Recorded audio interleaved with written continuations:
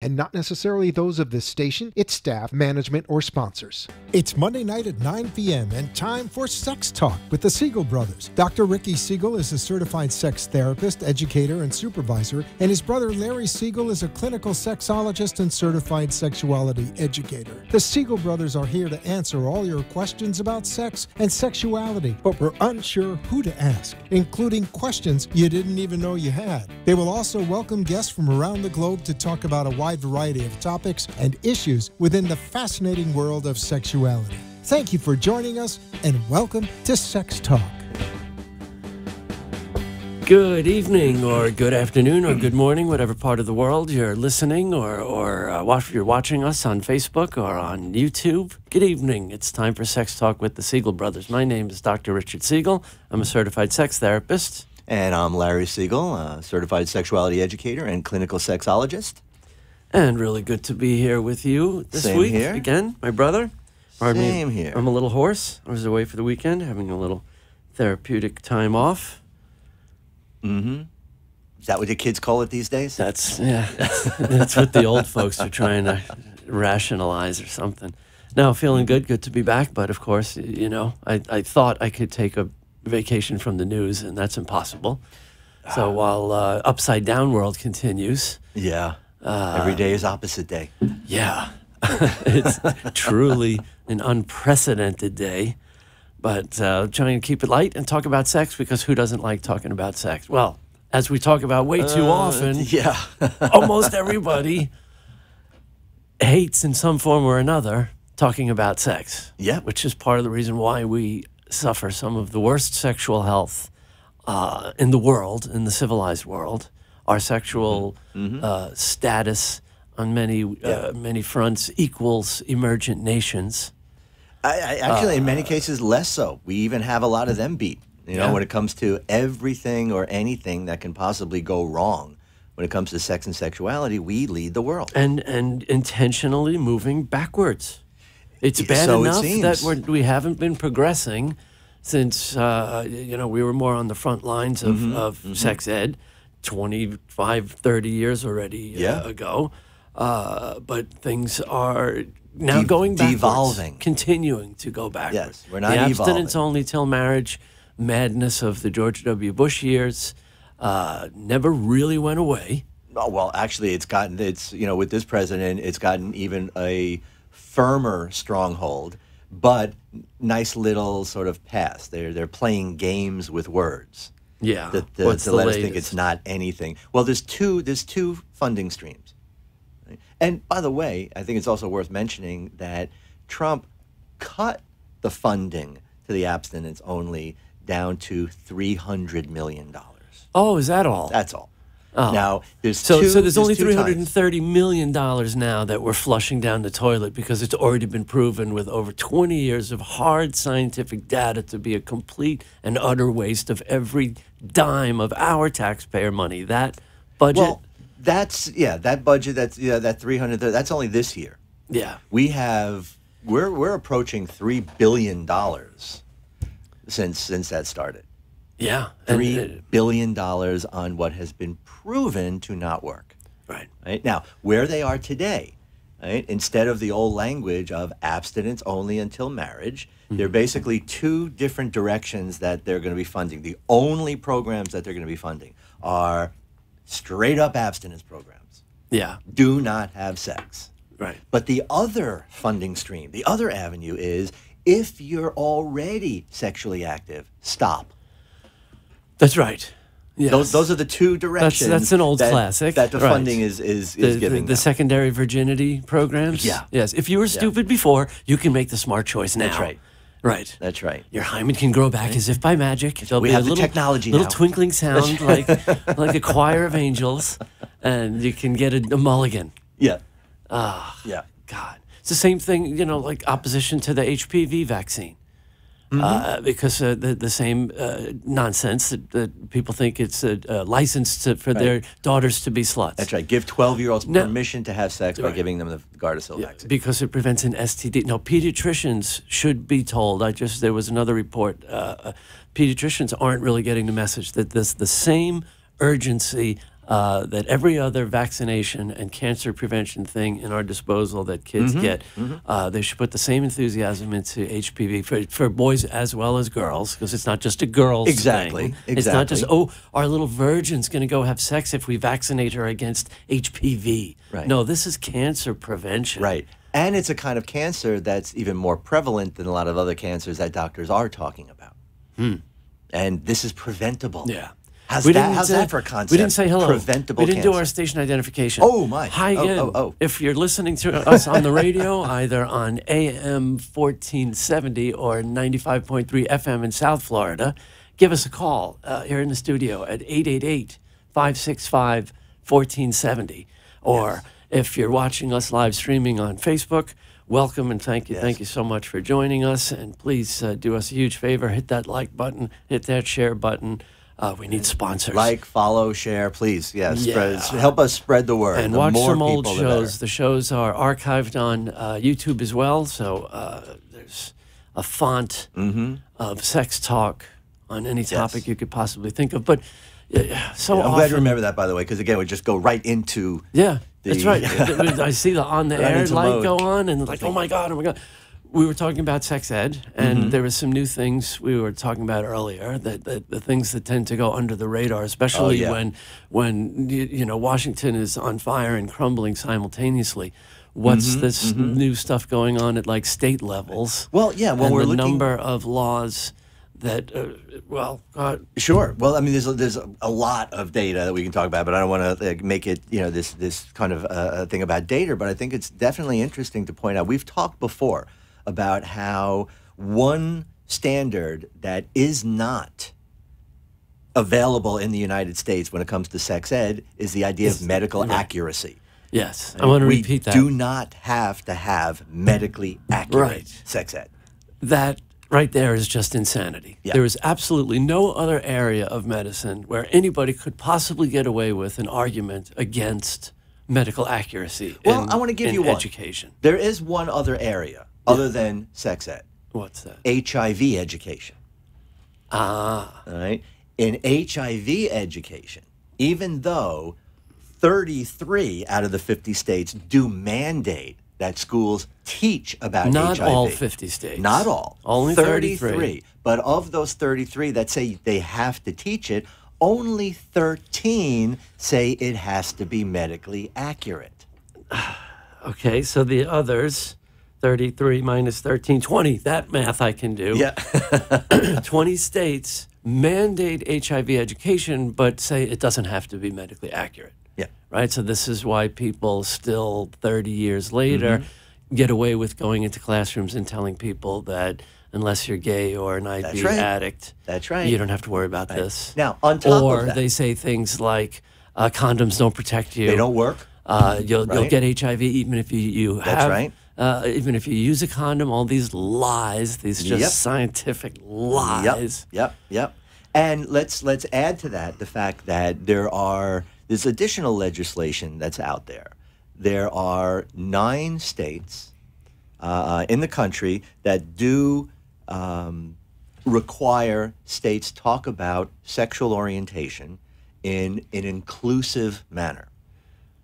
Right? They don't have to agree with it. Say that again. Right? 9 states. Only 9. Only 9. Yes. Right? Say that they have to talk about sexual orientation in an inclusive manner. In other words, some people are. Right. Right? Not everyone is heterosexual. Exactly. Exactly. Uh-huh. And they're okay.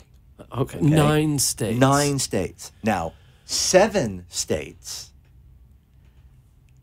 even though their language isn't that hard and fast, but 7 states really sort of forbid any positive characterization of homosexuality. Outward, the law expressly forbids anything positive to be said. Right, which is not as far as 3 states go where this is the South. This is the South. Alabama, Arizona, Texas, Louisiana, South Carolina, Mississippi, and I'm missing one. Alabama, Louisiana, Oklahoma. Okay? Oklahoma. So in these 7 states, they're not allowed to speak of homosexuality in any anything positive other light. than negative, like gays have disease, or they don't live long, or okay, they commit suicide, or they're depressed. Not necessarily. I mean, usually yes, but they're just not allowed to say anything positive. 3 of those states have laws that expressly state they must say all those negative things about homosexuality. They have statutes that actually say you must speak negatively of homosexuality. We must teach children that it's an unacceptable lifestyle in American society. That's like when you went to Western Africa, and you know, we saw films of those classes where you know, supposedly public health workers are saying that gay people eat each other's feces, and that's what it means to be gay, and that's why they have disease, and that their bottoms are so prolapsed that things just fall out. Right. In 7 states, they're allowed to say that. In 3 of them, they have to say that. So it's like the 8th century in the good old U.S. of A. Woo woo. Yeah, exactly. Wow. Exactly. So, you know, I mean, we start every week saying, "Hey, it's sex talk. Everyone doesn't love talking about sex," and we end up just outraged. Yes, right. Outrage is unfortunately so much of what a lot of this stuff is. You know, we're trying to mind our own business and accept reality and all that kind of stuff. But okay, Amy, I'll bite because we were younger. What we knew better, we knew more. We were sexually healthier. Sex. I think. The sexual world has just become more dangerous, and the ignorance is much more dangerous. How do you see, other than ignorance, you know, how do you see it becoming more dangerous? Dr. Hirsch, thank you for joining us. Hey, David. Yes, indeed, of course. Church and religion continue to influence. A lot of people. It sure has. We're seeing things coming to pass that... I don't think liberals ever thought would be possible. I mean, we have absolutely very, very real possibility of accepting a world without Roe v. Wade. Oh, we're on our way. Where, you know, I don't think people really understand exactly what that means. It doesn't mean that abortion will become illegal throughout the land, but it'll go back to what it was before 1973, when some states legalized it, other states didn't, and guess where the divide falls. But see, I also want people don't realize we're already there. In Texas, they have regulated them. There's one in the entire state, and it's not accessible to most of the state. In, I think, Mississippi, there is not a single abortion provider in the entire state of Mississippi. Not a one. And you know, these conservative religious politicians pass these laws, like in women's health clinics, which usually look like the size of, you know, a little women's health clinic. They pass laws saying that the hallways have to be the same width, enough for 2 gurneys to pass each other like a hospital. And what building has that? What medical office has that? Hallways big enough for 2 gurneys, and like 911 emergencies happening. Women's health clinics for abortions or STD tests, or it's more Show just me insanity. an urgent care clinic anywhere that has that meets those standards. Yeah, of course, right. Places where you see ambulances having to go and gurneys passing and all. Yeah, it's really pretty nuts.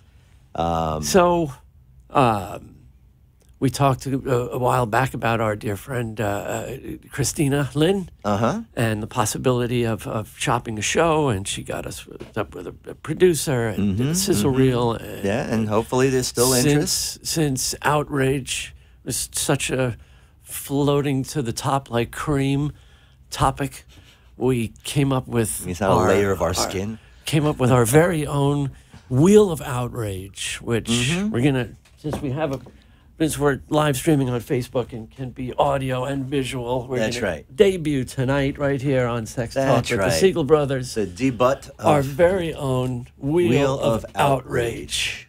Right, Freddie can get that in the picture for us. And we just have all of our usual suspect topics: sex ed, porn, sex addiction, sexually transmitted infections, sex in society, sex in media. We'll save that for the cable show. Sexual medicine, fantasy, birth control. WTF. That's our WTF category for stuff that's just so mind-bendingly like, Whiskey Tango Foxtrot. How does that possibly... Yeah. That's the stuff that makes us pull our hair out. Fantasy, sexual medicine, birth control, men. We talk. The theme of our show is how important it is that sexual health and sexual responsibility are men's issues, and it's always put on women. Sexual politics. So, shall we? Yeah, let's give it a spin. Let's see. We can go. And also, too, certainly invite people to call in if you want to give a spin or give a decide or some comments on Facebook. Yeah, or share your outrage with us as well. Let's see. This is going to sound horrible, I bet. Sex and Society. Well, I think we were just talking about that. Yeah. That's, I mean, that was a gimme spin. Right. You know, we're moving backwards. We're not moving forward. And it's kind of ironic that in a time where so many people are using the term progressive, when in fact we're being very regressive. Yeah. Yeah. Right? Especially when it comes to sex. How is it we still don't have pay equality or men and women paying the same for health insurance or hiring? Yeah. It's all... It blends in with sexual politics and religion. I was actually going to say, because here's a real issue that I have. And again, talk about buzzwords and talk about hiding behind somebody. I think, and I'm going to just flat out call BS on all of this religious liberty nonsense. Because that's what it is. It's absolutely a ruse. It's an excuse to justify prejudice and intolerance and exclusion. Yeah, and legal exclusion. Yeah, absolutely, right?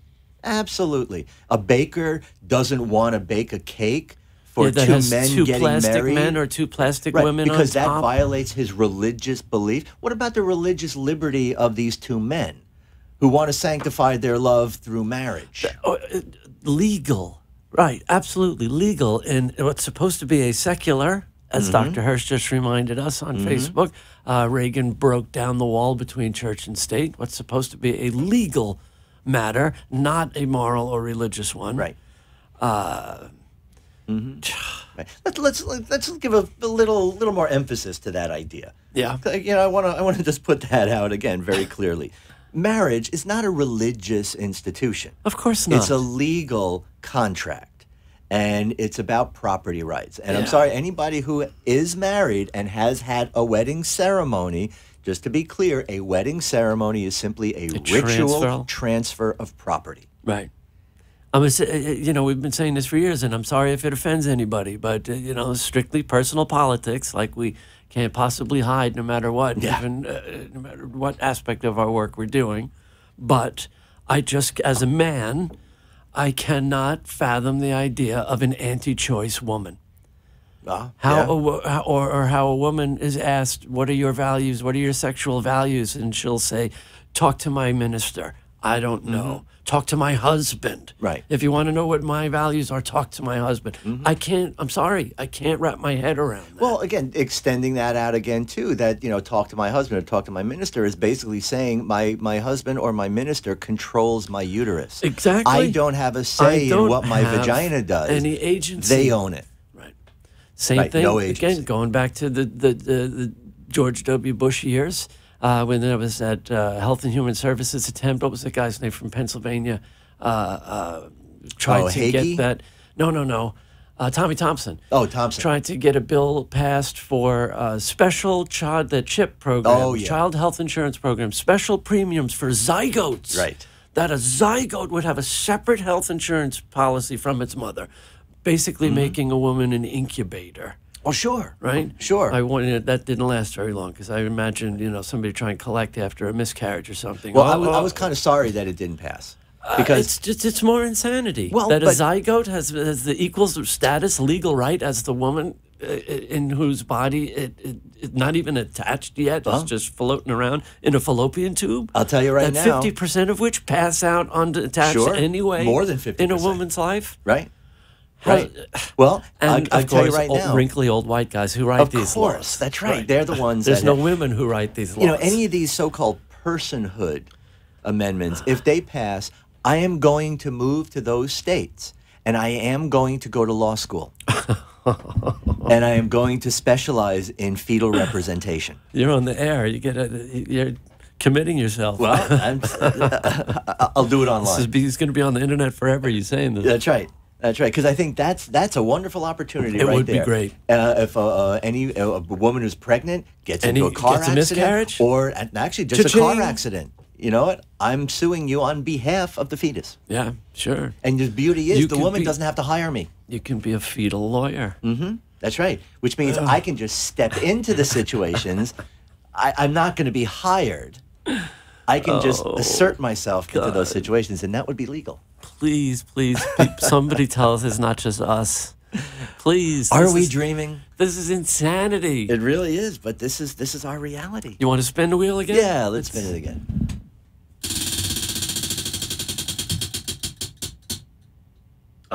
That's the same.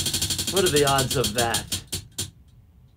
Politics? Well, oh, boy, where to start? We've been talking about that tonight, too. Equal pay. I mean, again, you mentioned that. Yeah. And the fact that still has never happened. That's redundant, too. Because it really is. It all ends up in some state legislature. Right. Here's an issue. It's a kind of a political, societal issue. It's something that we've railed against for a long time. The so-called conscience clause that pharmacists and other people are allowed to invoke. Yeah. If I'm an employer, we saw this and I think one of the worst decisions the Supreme Court ever made, that Hobby Lobby case. Right. Sorry, they're evil as far as I'm concerned. You hide intolerance behind religion. That's the definition. Especially if you're in an arts and crafts business. Right. So if you're an employer, based on your religious convictions, can you really or should you be able to control what kinds of medications your employees are allowed to take? Or that's what they're allowed to do. How about dispense? Well, that's the other side of it. When you look at the pharmacists. Pharmacists enacted, claiming their so-called conscience clause. Right. If a girl comes in to fill a birth control prescription. You remember when I was still at Planned Parenthood, we did a secret shopper thing with Plan B. The different pharmacists. With our medical director wrote a legitimate script for an adult woman who claimed to be 18 or 17, which was legal. Remember, it was a bizarre precedent. It was 17. It was a never-before precedent that it was over the counter. Well, not over the counter, behind the counter. Right. For 16 and older. Right. But under 16 was prescription only. Never before in the history of FDA had any drug ever been so classified. Right. Because, what would stop a rapist from going in and buying it and covering his tracks and forcing his victims, shoving Plan B in them so they won't get pregnant after they're raped? Because that's what rapists do. You're right. Yeah, they worry, right? That kind of insanity. But we saw pharmacists. One guy tore up the prescription. Yep. Which is basically, you said this before, it's countermanding a doctor's order, and he should have lost his license over that. Yep. But a dozen pharmacists said, and this was back when Plan B was, the 2-pill combination, and you had to take it within 72 hours. Now. You have a week with the improvement in the technology. With it's not the morning after pill; it's the week after pill now. Right. But back then it was within 72 hours, and they'd say, "Oh yeah, well I don't have it in stock right now, but keep the script." And say, I'll call you when it comes in, and purposely keep it for more than 3 days. 4 days later. Yeah. Right. When now the girl needs the would-be pregnant girl would now need an abortion instead of have a pregnancy prevented. Again, politicians intentionally confused Plan B, which is birth control, which prevents pregnancies and reduces the need for abortion, confused that contraceptive drug with mifepress, which is the so-called chemical abortion, as an alternative to a surgical abortion. And people got them all, they purposely confused people, so they thought, Plan B, that's the abortion pill.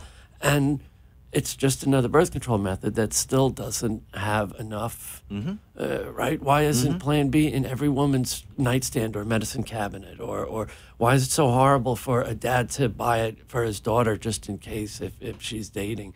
right? Well, this because is if any childish father way. positively acknowledge that their kids are sexual beings, they're giving them a permission slip. That's right. Like, yes, go kids, go screw your brains because out. again, Here's that's the what keys. kids want. Yeah, yeah. That's what people and that's want. what parents do. Right? Hey, Dad. Yeah.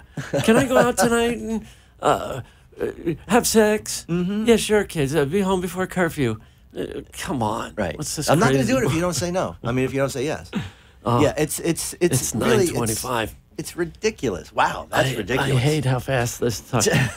Our Wheel of Outrage, I hope, will be a regular feature on our show. Mm-hmm. Maybe on nights when we don't have guests. We've got some exciting guests lined up.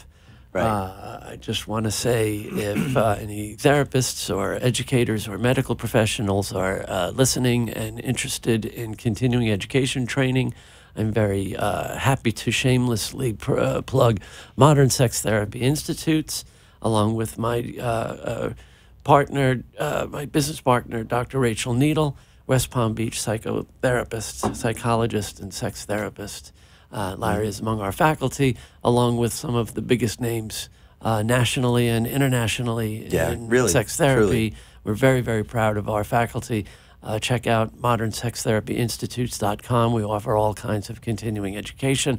I also want to get in, I think this is a first, really, really proud to announce 3 new certificate tracks.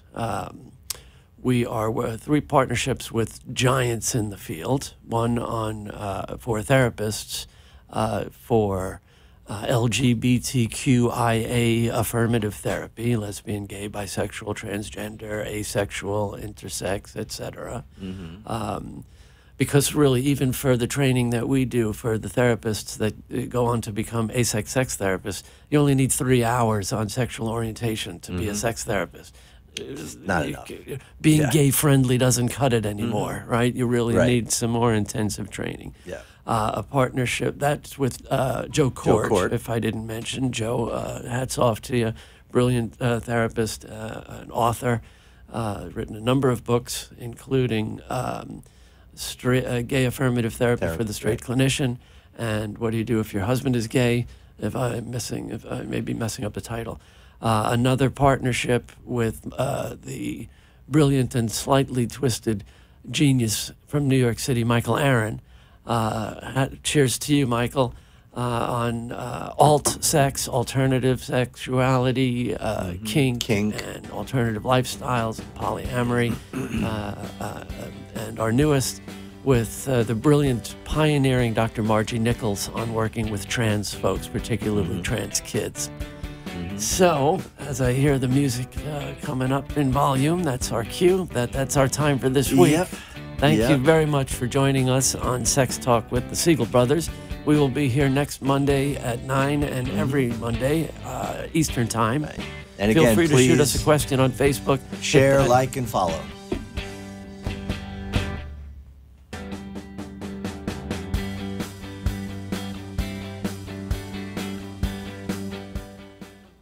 You've been listening to Sex Talk with the Siegel Brothers. Join us every Monday night at 9 p.m. on WNN, 1470 AM and 95.3 FM. Or watch live streaming video at AMP2 TV Productions on Facebook, or look for the shows on YouTube.